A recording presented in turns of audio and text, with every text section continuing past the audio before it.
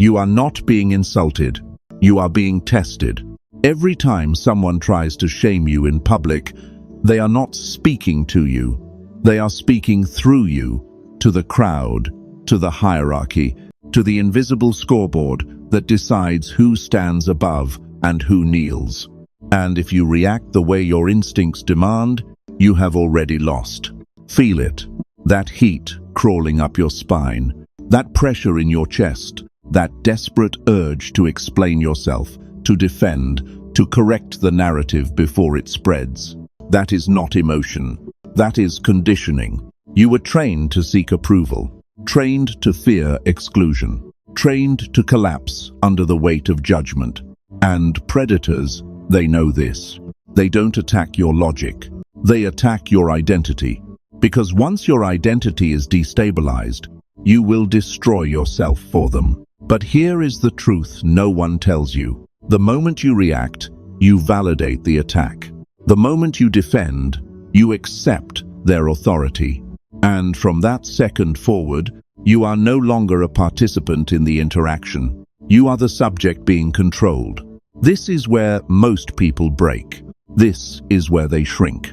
This is where they become small, permanently. But there is another path, a colder path, a calculated path, a path where shame does not weaken you. It reveals your position of power. Because the opposite of shame is not pride. It is indifference. And true indifference is not passive. It is engineered. It is built through the destruction of your need for validation. Listen carefully. What you are about to learn is not for comfort. It is not for peace. It is for control. This video is for those with ruthless commitment, those willing to cut away the weak parts of themselves without hesitation. If you are here for entertainment, leave now. You will not survive what comes next. Because once you understand this, you cannot unsee it. Once you feel this shift, you cannot go back. You will see every interaction differently. Every insult, every silence, every glance. You will see the strings.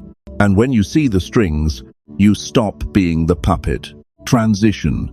Prepare yourself. What follows is not advice. It is psychological surgery. Transition. Let's begin the surgery. Protocol 1. The trigger illusion. You think they attacked you. They didn't. They triggered you. There is a difference, and that difference is where power lives. The average person experiences an insult as a direct hit, a personal violation, a statement about their worth. That is the first mistake, because the moment you interpret their words as truth, or even as something that needs to be disproven, you have already stepped into their frame. You are no longer in control. Understand this with precision. No one wastes energy attacking something beneath them. When someone tries to shame you, they are not expressing strength. They are reacting to a perceived imbalance. Something about you, your presence, your calm, your potential, disturbs their internal hierarchy. And instead of elevating themselves, they attempt to lower you. This is not communication. It is compensation. Weak individuals cannot tolerate uncertainty in status. They need to define you, quickly label you, shrink you, categorize you, so they can feel stable again. So when they say, "Why would you do that?" That's embarrassing. Everyone can see through you. They are not exposing you. They are exposing themselves, their insecurity, their fear of being overlooked, their need to dominate the narrative before someone else does. But your biology doesn't care about this logic. Your brain registers threat. Your system activates. Your pulse rises. You prepare to defend. And that is exactly what they are counting on, because reaction is submission in disguise. Once you react, you confirm that their words have authority over your state. You prove that they can move you.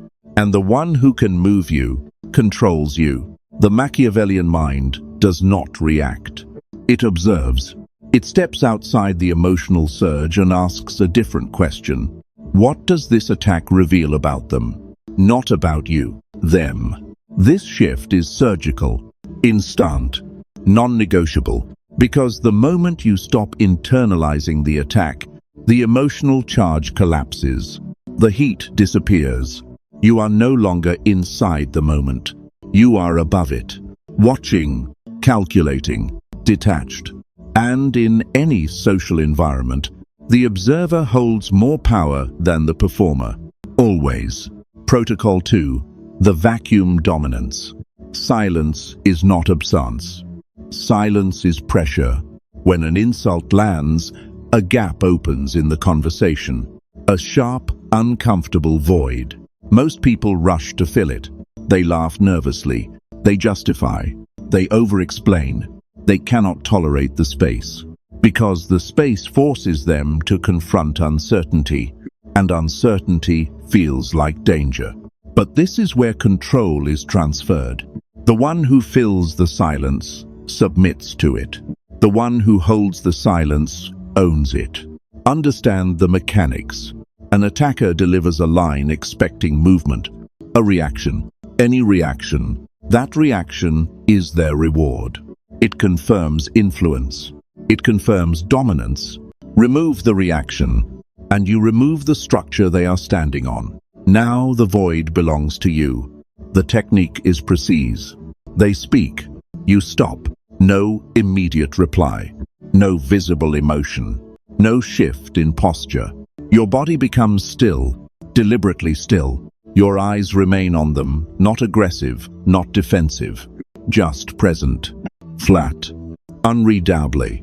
You count internally. 1, 2, 3. Those 3 seconds are not empty. They are loaded. In those seconds, the room recalibrates. Attention shifts. The audience stops looking at you and starts looking at them because something is wrong. The script is broken.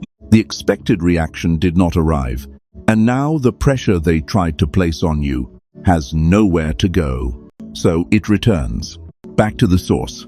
They begin to feel it, the doubt, the hesitation, the sudden awareness of how they sound. They might laugh it off. They might try to repeat themselves. They might push harder. That is not confidence. That is instability. Do not interrupt it. Let the silence stretch. Let it become heavy, awkward, uncomfortable. But understand this clearly. It is no longer your discomfort. You refuse to carry it. So now it sits on them, fully exposed. Silence, when controlled, forces people to confront themselves. And most people are not prepared for that. This is why it works. You are not ignoring the attack. You are amplifying it. Without saying a word, you turn a single sentence into a spotlight. And under that spotlight, they unravel. Protocol 3. The frame collapse. Defense is a trap. The moment you explain yourself, you shrink. The moment you justify, you descend. Because defense accepts the premise of the attack. If someone calls you incompetent and you respond with reasons, excuses, or evidence, you have already agreed that your competence is on trial. And trials are not won by the accused. They are controlled by the one asking the questions. Understand the structure. Every social interaction operates inside a frame. A hidden set of assumptions about who holds authority, who defines reality, who judges, and who is judged. When someone shames you, they are not just throwing words. They are imposing a frame where you are below them, a frame where you must respond, a frame where they evaluate and you defend. Most people walk into this without noticing. They accept the courtroom. They accept the role. They begin arguing their innocence. And in doing so, they lose before they finish speaking. The objective is not to win inside the frame. The objective is to break it completely. You do this by refusing the premise. You do not respond to what was said. You respond to the fact that it was said. Shift the focus. Redirect the lens. They say, "That was stupid." You pause. Then calmly, "Why does that bother you?" Now the structure collapses. the attention moves. We are no longer analyzing your action. We are analyzing their reaction. They are no longer the judge. They are the subject. This is destabilizing because most attackers are not prepared to be examined. They rely on momentum, on emotional chaos, on your compliance. Remove those, and they stall. You can go colder. That's a strange thing to say out loud. No anger, no sarcasm, just observation, clinical, detached. This creates distance between you and the insult. It reframes the situation as abnormal behavior on their part. And once behavior is labeled as abnormal, authority shifts instantly. You are now the stable one. They are the unpredictable one. And in any group dynamic, stability outranks aggression. Always. There is another layer. Agreement, but not submission. Weaponized agreement. They say, "You're arrogant." You respond, "Correct." No hesitation. No explanation. Then silence. This disarms them completely, because an insult requires resistance to function. Without resistance, it collapses. There is nothing to push against. No friction, no conflict, just absorption. And when you absorb an attack without damage, you demonstrate something far more powerful than defense. You demonstrate immunity. And people do not challenge what they cannot affect. They withdraw from it. Protocol 4. The social mirror. Shame is never private. It is performed. The attacker is not focused on you. You are just the stage. The real target is the audience.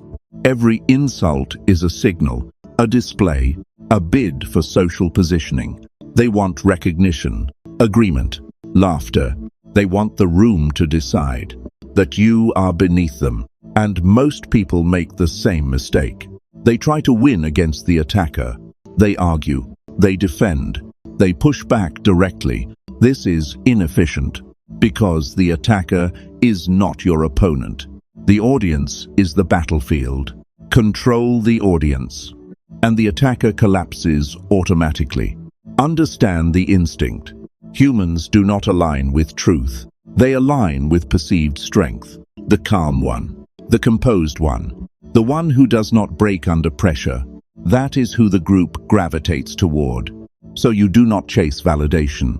You display stability. The technique is subtle. They attack. You do not immediately lock onto them. Instead, you shift your gaze briefly to someone else nearby, a third party. You make eye contact, just for a second, and then a slight expression, not a smile, not mockery, a controlled, almost invisible acknowledgement, a look that says, "You see this too." In that moment, something changes. You are no longer isolated. You have silently recruited the room, without words, without effort. Now the attacker is no longer leading the interaction. They are being watched, judged, measured, and that pressure is suffocating because their performance is no longer landing. There is no laughter, no reinforcement, just a quiet shift in energy. They feel it immediately, the loss of control. And when a performer loses the audience, they panic, they overcompensate, they push harder, they become louder, which only makes them look worse, desperate. And desperation is the fastest way to lose status. You remain still, minimal movement, slow breathing, measured presence. You do not compete for attention. You absorb it, because the one who tries the least appears to have the most. This is the paradox of dominance. Effort signals need. Stillness signals control. So you do less. Less reaction, less movement, less noise. And in doing less, you take more. More attention, more authority, more space. The attacker becomes smaller without you touching them. And the room quietly shifts in your favor. Protocol 5. The Erasure Method. Some opponents do not seek victory. They seek reaction. They thrive on friction, on resistance, on any sign that they have entered your mind. For these individuals, engagement is fuel. Silence is not enough.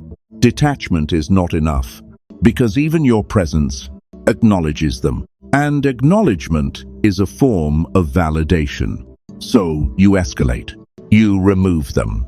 Not physically, perceptually. They speak. You do nothing. Not the controlled silence from before. Not the calculated pause. Something colder. You continue your action as if no sound was made.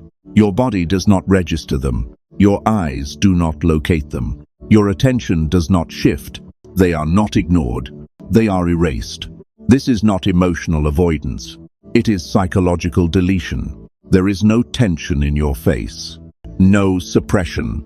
No effort to hold back. Because suppression implies awareness, and awareness gives them existence. You move. You speak to someone else. You redirect your focus seamlessly, as if the interruption never occurred. This creates a rupture in their expectation, because every social action is built on feedback. Stimulus. Response. They deliver the stimulus, and the response never arrives. Not delayed. Absent. Completely. This triggers something deeper than discomfort. It triggers invisibility. And invisibility is one of the most destabilizing experiences for the human mind. To be attacked is to be recognized. To be argued with is to be acknowledged. But to be treated as if you do not exist is to be removed from the social map entirely. Most cannot tolerate this. They will escalate. They will repeat themselves. Louder, sharper, trying to force re-entry into your awareness. Do not grant it.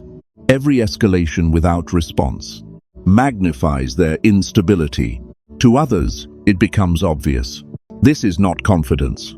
This is desperation. And desperation isolates.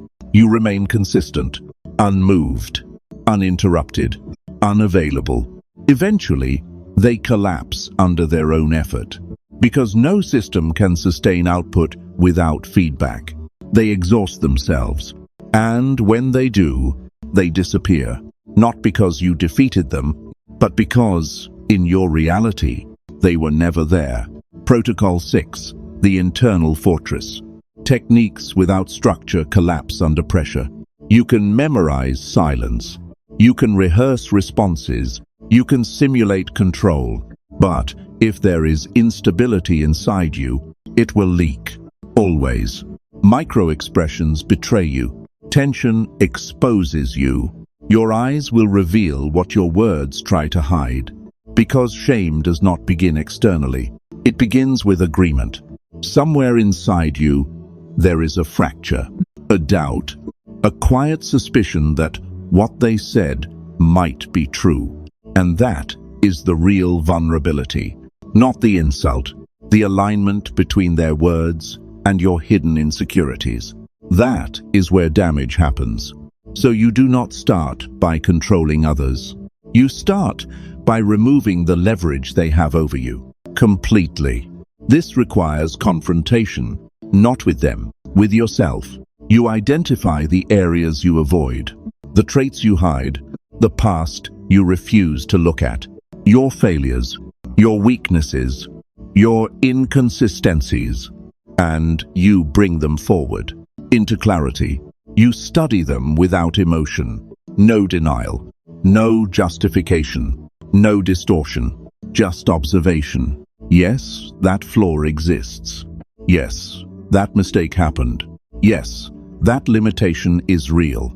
And once acknowledged, it loses its power as a weapon. Because a weapon only works when it strikes something concealed. If nothing is hidden, nothing can be exposed. This is the paradox. The more you accept internally, the less you can be attacked externally. You become stable, not perfect, stable. And stability is what others measure subconsciously. If someone calls you weak, and you know without hesitation that you are not, The statement does not penetrate. It does not even register as a threat. It becomes noise, like static. But if there is doubt, even a small amount, the mind reacts. It defends. It argues. It tries to restore balance. And in doing so, it reveals the weakness it tried to hide. The internal fortress is built through brutal honesty, not confidence.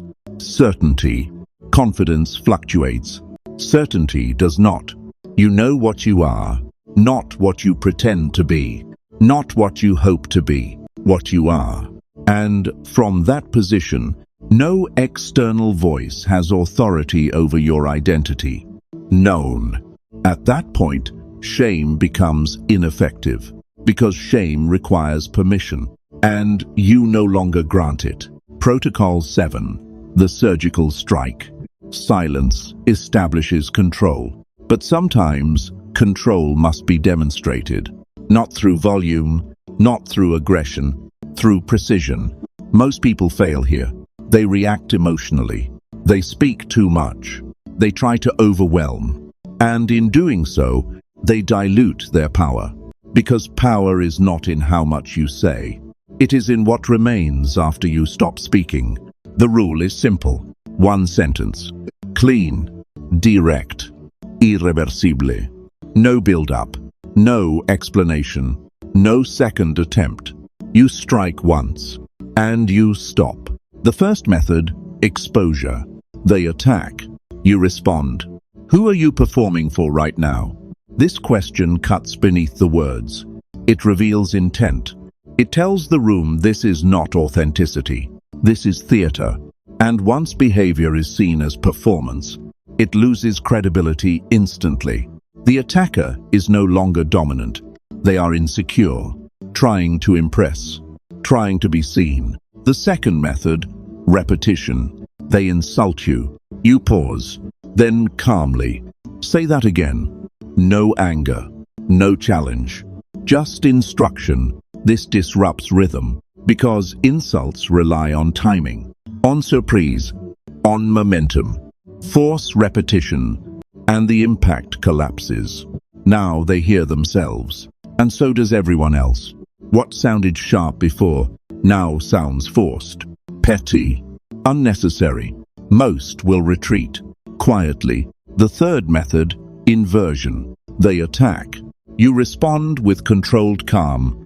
You seem tense, something bothering you? This reframes the entire interaction. You are no longer the target. They are the one being evaluated, psychologically dissected, placed under observation. And this is destabilizing, because now they must explain themselves.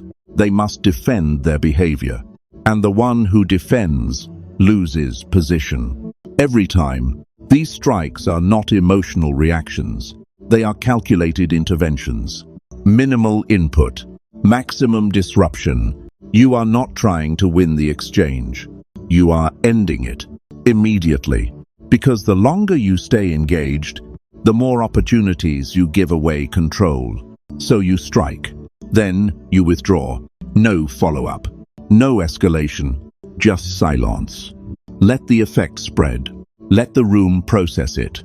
Let them sit in what just happened. Power is not loud. It is exact.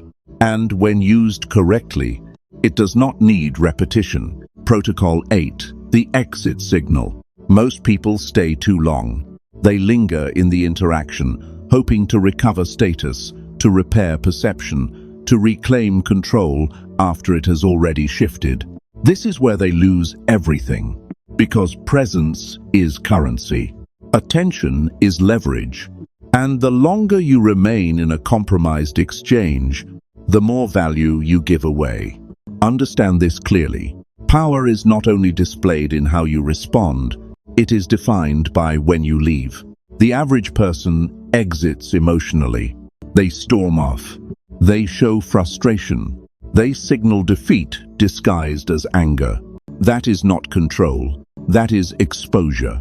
The controlled exit is different. It is clean, unannounced, unemocional. You do not signal that something significant just happened, because to you, it didn't.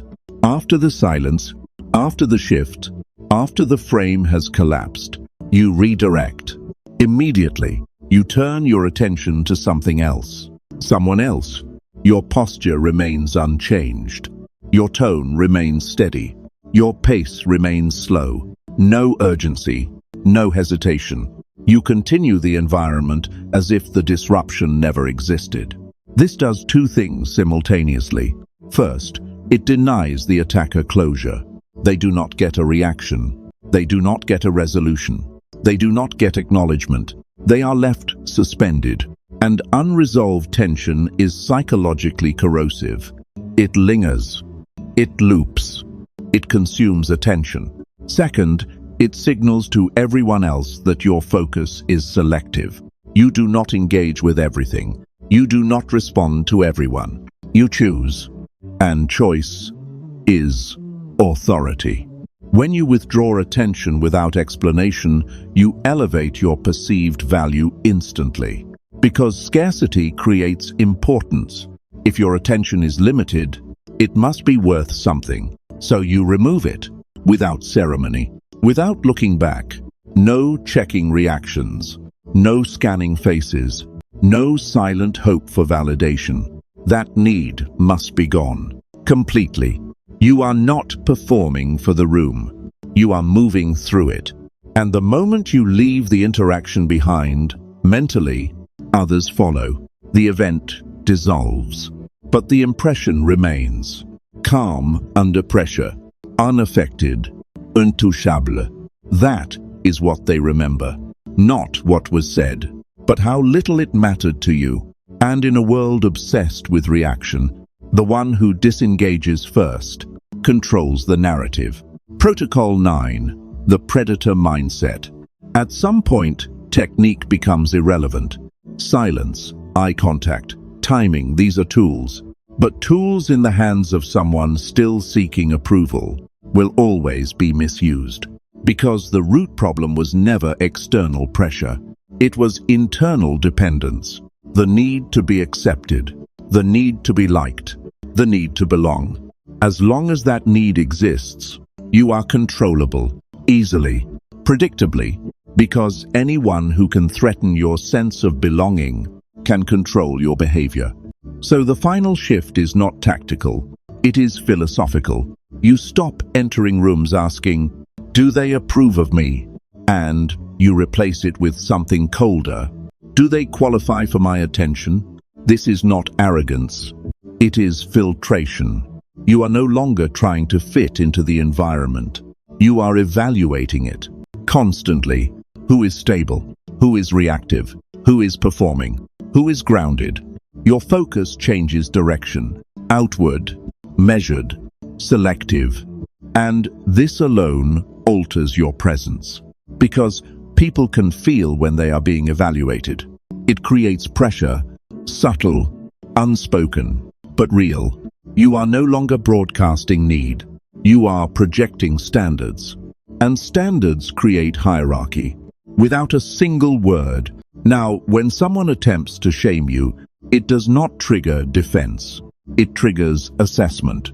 You observe tone, timing, and tone. You ask internally, is this person worth engaging? Most are not. So you do nothing. Or you remove them. Or you dismantle them quickly, precisely, without attachment. But never emotionally. Because emotion signals investment. And investment lowers position. Detachment is what creates distance. And distance is what creates authority. You are not cold. You are controlled. You are not distant. You are deliberate. This is the difference. The world will interpret it incorrectly. They will call you distant, arrogant, unreachable. Good. Misinterpretation is a shield. It keeps the wrong people away and forces the right ones to approach carefully, with respect. At this level, you are no longer reacting to social pressure. You are shaping it, quietly, consistently, without announcement. You become difficult to read, difficult to move, difficult to challenge. And that difficulty becomes your protection. Because people do not attack what they cannot predict. They avoid it, they respect it, or they fear it. And all three place you above them. Now you understand, not just what to do, but what to become. This is where the real decision begins. Because everything you've seen comes with a cost. You will not be perceived the same way again. People will notice the shift, the pause before you speak, the absence of reaction, the way you look through conflict instead of into it. And they will not understand it. They will call you cold, detached, different. Some will pull away, not because you changed for the worse, but because you are no longer predictable, and people fear what they cannot read. You will lose easy approval. You will lose shallow connections. You will lose the comfort of blending in. But in exchange, you gain something most people never experience. Control, not over others, over yourself. You will no longer feel that pressure rising in your chest. No longer feel that urgency to defend, to explain, to shrink. You will stand still, while others collapse around their own noise. You will watch interactions unfold, without being pulled into them. And that distance, that separation, is what creates power. Because the one who is not emotionally involved decides the outcome, always. But understand this clearly, these tools are not for abuse. If you use them to dominate the weak, you expose yourself as weaker than them. Real control is selective. It is used when necessary, not constantly, not carelessly.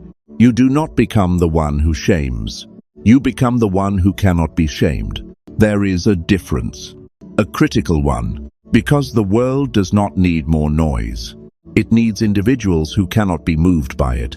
And now, you have the blueprint, the silence, the frame, the detachment, the precision, everything required to dismantle any attempt to lower your status. But knowledge is nothing without execution. The next time it happens, and it will, you will feel that old impulse trying to return, that urge to react, that urge to prove yourself. That is your moment, not to fight, to choose. Most people will fail there. They will go back to instinct, back to submission, back to being controlled. That is why they never change. But you stayed, you listened, which means you are already different. If this opened your eyes, understand this is only what can be shown publicly.